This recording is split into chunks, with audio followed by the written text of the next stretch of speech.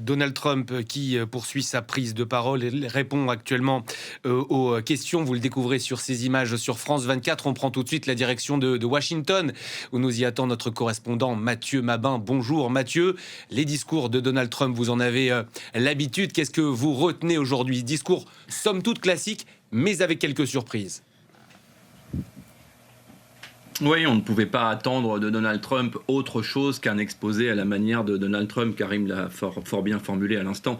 C'est un travers assez marqué chez lui, où qu'il se trouve sur la planète et quel que soit le sujet sur lequel il est attendu. Ici, c'était évidemment le Groenland. Le président américain ne peut pas s'empêcher de nous parler de politique intérieure américaine, de son bilan économique, des mesures qu'il a prises pour les Américains, comme s'il était à Atlanta ou à Détroit, et peu importe que le public de Davos aujourd'hui n'avait pas du tout envie d'assister à un énième exercice d'autosatisfaction du numéro 1 américain.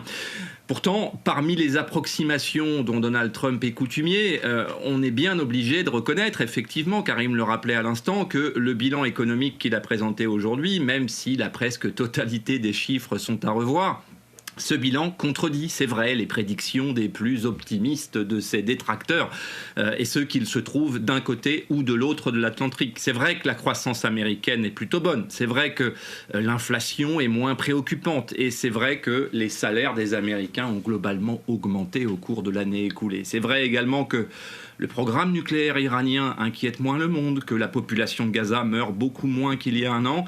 Et c'est vrai que le secrétaire général de l'OTAN, interpellé d'ailleurs par le président américain, a dû à de nombreuses reprises cette année saluer l'indispensable contribution américaine à l'Alliance, je cite évidemment. On a également entendu Donald Trump mettre en garde l'Europe, c'est vrai. Encore une fois, et en reprenant les punchlines de son vice-président, J.D. Vance, il a été question d'immigration et de la menace civilisationnelle, je cite, qui pèse sur le vieux continent. Donald Trump a encouragé les dirigeants européens à mettre un terme à l'immigration en rappelant les chiffres de son propre pays, de sa propre administration. 90% de franchissement en moins à la frontière sud-américaine et une frontière nord qui voit désormais s'enfuir vers le Canada plusieurs centaines de clandestins par jour. Les caméras de Davos n'étaient pas braquées sur la salle pour filmer les visages des dirigeants qui écoutaient religieusement le président américain, mais on devine néanmoins qu'ils ont pu éprouver, après un peu d'agacement, une forme de soulagement quand Donald Trump a enfin parlé d'engager des négociations avec le Danemark pour prendre le contrôle du Groenland. Et puis, il a fini par affirmer qu'il avait renoncé à l'usage de la force pour s'en emparer.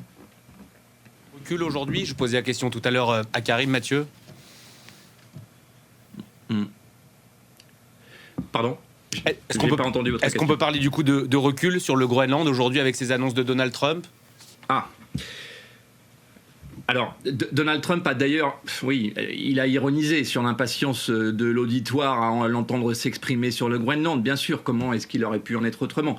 Je me suis dit que je n'en parlerai pas, mais je crois que vous avez envie de m'entendre, n'est-ce pas? Ce sont les mots assez exact du président Donald Trump, du président américain. Donald Trump renonce à l'usage de la force. En fait, c'est la phrase qu'il faut retenir de son intervention. C'est celle que tout le monde attendait. Mais ce n'est pas vraiment une surprise. Est-ce qu'il s'agit là d'une rétractation sous la pression européenne qui, ces derniers jours, c'est vrai, a défendu l'intégrité d'un territoire administré par l'un de ses membres?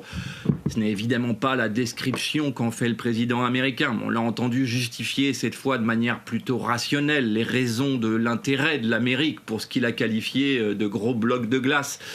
Il a rappelé qu'il n'était pas le premier président non plus à convoiter le Groenland, mais il a surtout parlé d'engager des discussions avec le Danemark, et c'est ça qu'il faut retenir.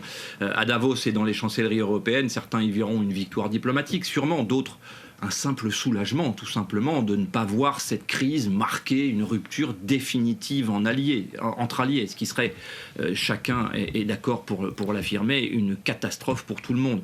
Ce qui est certain, c'est que l'histoire n'est pas terminée. Cette prise de parole marque sans doute une pause dans cette actualité qui sera remplacée par une autre, puisque la seule chose dont on peut être certain avec Donald Trump, c'est que nous dirons encore son nom plusieurs fois par jour, et ce, au moins jusqu'au terme de son mandat dans 3 longues années.